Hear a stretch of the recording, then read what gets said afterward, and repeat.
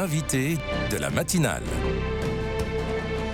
KTO Radio. Pour celles et ceux qui nous écoutent et qui ont la chance de partir quelques jours en vacances cet été, quelle destination avez-vous choisi? Si vous avez prévu de rester en France et de profiter du calme de la nature, sachez que vous êtes de plus en plus nombreux à le faire.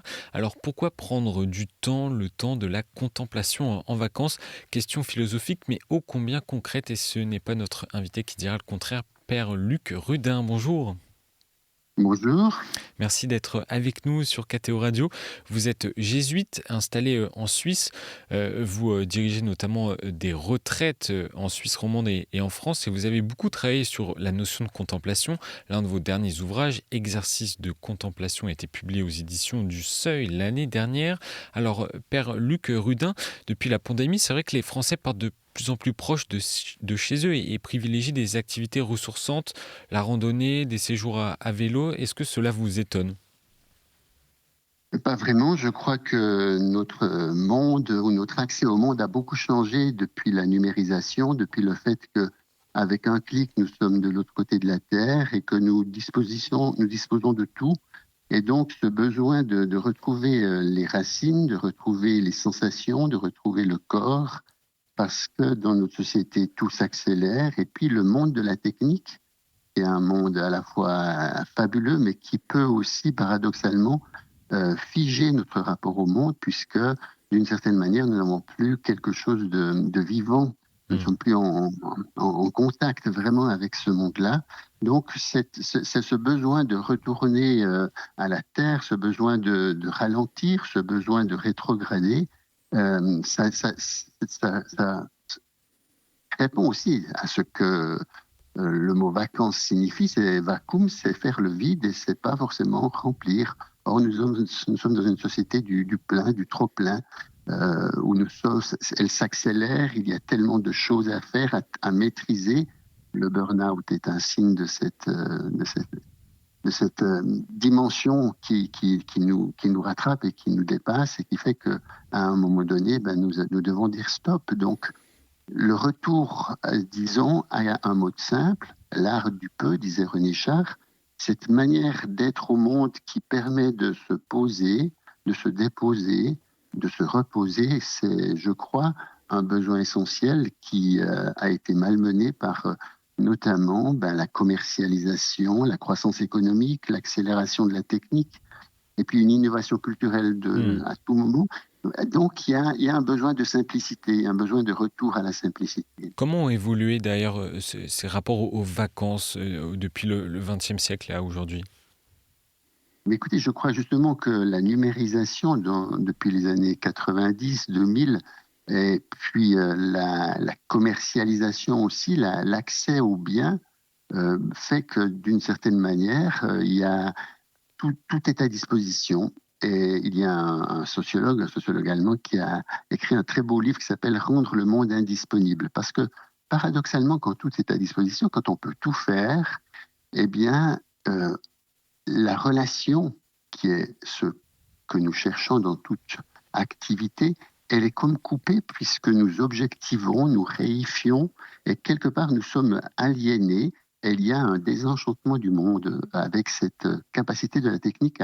Nous sommes à tout moment, ici et maintenant, et puis tout lieu est accessible, nous pouvons tout faire.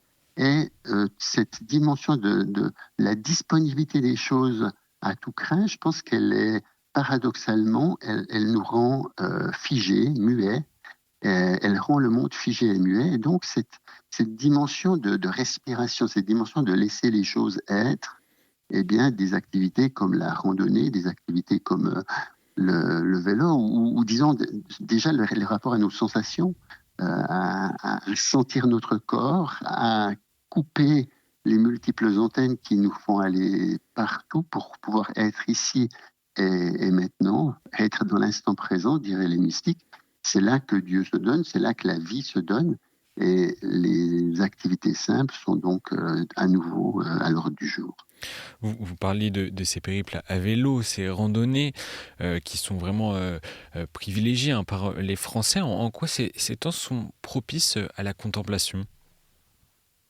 Eh bien, je crois d'abord parce que nous mettons notre corps en mouvement. Et d'être en mouvement, ça permet un dynamisme physiologique, psychique et voire spirituel. D'autre part, si nous ne nous agrippons pas à nos smartphones ou au GPS, nous avons la possibilité d'être surpris par ce qui peut advenir sur la route. Et donc, il y a toute cette dimension de l'aventure qui donne du goût au voyage, toute cette dimension de la découverte. De fait, nous avons besoin d'être touchés, d'être interpellés par le monde. Et tout à coup, au détour d'une route, voir un paysage que nous n'avions pas prévu, eh bien, il y a une émotion, il y a une affection qui se vit et on répond, il y a une émotion, ça résonne. Il y a quelque chose qui nous transforme et ça, c'est une recherche, je pense, très, très forte de nos contemporains parce que sinon, nous sommes dans un monde d'objectivation et dans un monde de rapports commerciaux et aussi d'accélération où la technique gère tout. Donc on a besoin de faire un pas en retrait pour de nouveau ressentir notre humanité et tout ce qui la constitue et notre besoin d'être en relation. Tout le monde n'a pas le loisir forcément de partir en vacances, ou alors les vacances en famille ne riment pas avec calme et repos. Comment vivre des temps contemplatifs sans y consacrer toutes ces vacances, ni même une journée? Alors je pense que ça peut être bien de se réserver un temps durant la journée, sans doute le matin, au lever, lorsque le rythme aussi corporel est encore pas totalement enclenché, mais de s'éveiller et puis de reprendre contact avec ses sensations, parce que les sensations, c'est ce qui nous relie au monde.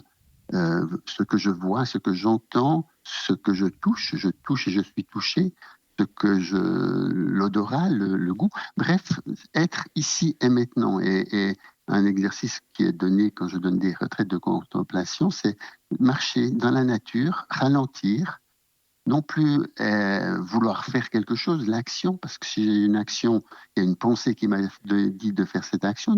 Si je vais acheter un poulet, c'est que la pensée d'acheter ce poulet m'est venue à l'esprit. Mais si j'ai cette pensée qui est venue à l'esprit, c'est parce qu'il y a un affect. J'aurais du plaisir à manger ce poulet avec cet ami. Mais il faut aller jusqu'à toucher le poulet, toucher la sensation, revenir au monde, revenir à notre rapport au monde. Nicolas Bouvier a écrit un très beau livre qui s'appelle L'usage du monde en 1953 où il part dans l'aventure et où il décrit ces expériences sensorielles qui nous posent et qui nous permettent simplement d'être présents à nous-mêmes et donc présents à une présence possible qui nous dépasse. Quels sont d'ailleurs les fruits de ces temps de méditation? Quels en sont les bienfaits? Alors les bienfaits, tout d'abord, c'est un retour à soi. C'est habiter son corps, c'est se poser en soi. Et souvent, nous sommes à milieu de nous-mêmes par mille activités, pensées et autres choses. Oui. Donc, revenir là, ici et maintenant, c'est le b.a.-ba de l'acte contemplatif. Ensuite, dans cette disponibilité sensorielle qui a été éveillée, nous sommes perceptifs à ce qui nous environne. La beauté d'un lever de soleil, l'éclat d'une fleur. Nous sentons et nous sommes invités à sentir que nous participons à la même création, que nous sommes de ce monde-là. Et puis, évidemment, mais on entre encore dans une dimension qui va au-delà, il y a toute la dimension de la prière. La prière, ça vient de précaré. On sent bien que nous ne sommes pas autosuffisants, qu'il y a une dimension qui nous dépasse. Et là, on peut aussi, à travers la création, simplement s'ouvrir au mystère de la vie qui nous est donnée, au mystère de celui qui est la vie. Les vacances sont donc un temps aussi de recréation. A-t-on le devoir même de se reposer? Alors, le vacuum, comme je disais, c'est le vide. Quand on fait le vide, eh bien, on nettoie, on permet, on réaménage l'espace intérieur. Et combien c'est important de réaménager l'espace intérieur, parce que souvent, il y a des choses désordonnées, comme dirait Saint Ignace, qui ne sont pas ordonnées et qui nous rendent faibles, malades, indisposés. Et donc, les vacances en tant que telles, c'est déjà en soi une thérapie. Encore faut-il la vivre parce que ce vide en tant que tel est salvateur ou peut être guérisseur. Encore faut-il ensuite venir non pas se laisser être engouffré par ce vide, mais voir en quoi ce vide peut nous permettre de réordonner, de remettre en place notre rapport à nous-mêmes, aux autres, à la création, à Dieu. Père Luc Rudin, je l'ai dit, vous animez des retraites contemplatives selon le père jésuite Franz Jalitz que vous proposez donc en Suisse romande, en France. Parlez-nous de ces retraites et surtout de la particularité d'une retraite contemplative. Oui, alors une retraite contemplative, c'est une retraite qui se déroule en silence, dans une posture de méditation. D'abord, il y a un exercice, comme j'ai dit tout à l'heure, de revenir ici et maintenant, d'où ce travail avec les sens de la nature. La nature est un maître parce que nous relions à la création. Et puis ensuite, il y a tout ce que l'on trouve dans la méditation avec la posture, le souffle, un exercice avec les paumes mises ensemble nous unifient. Et puis, c'est ce qu'on appelle la prière de Jésus, donc venue de la tradition orthodoxe.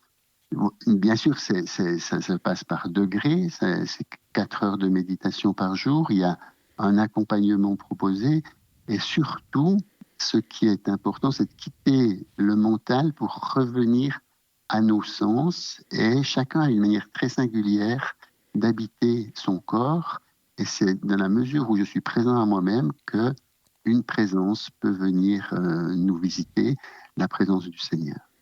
Et une dernière question rapidement. En juillet 2021, lors de son homélie dominicale, le pape François avait invité les catholiques à se reposer pendant les vacances et il avait notamment dit: la compassion naît de la contemplation. C'est aussi ça l'une des vertus de la contemplation, plus de fraternité, plus de cohésion et d'attention à l'autre? Oui, bien sûr, parce que la contemplation, par définition, elle nous met en relation. Nous sommes si souvent coupés de nous-mêmes ou enfermés en nous-mêmes, c'est ce qu'on appelle le péché. Donc la contemplation, elle nous ouvre à la relation, elle nous met en relation avec nous-mêmes, avec la nature, avec les autres, et elle nous rend sensibles à la fragilité des choses, à la fragilité de la beauté et aussi de la vulnérabilité de nous-mêmes, mais aussi de ceux qui sont autour de nous. Donc il y a une ouverture à l'autre, il y a une ouverture à la compassion où on compatit avec aussi qui est l'autre. On entre dans une transparence de la relation où nous ne sommes plus recourbés sur nous-mêmes, mais au contraire, dans une ouverture à l'autre. Et cette dimension-là, elle ouvre, bien entendu, à la compassion. Et donc les bienfaits de vacances contemplatives, en tout cas de prendre le temps en vacances et d'avoir cette dimension méditative. Voilà un peu les fruits que l'on a abordés avec vous, Père Luc Rudin. Merci d'avoir accepté notre invitation ce matin. Je mentionne donc le site pour retrouver les retraites contemplatives que vous accompagnez avec d'autres prêtres jésuites, méditation-contemplative.com. Et, avec des laïcs également. Avec des laïcs. Et, voilà. et je rappelle également votre ouvrage Exercice de contemplation aux éditions du Seuil.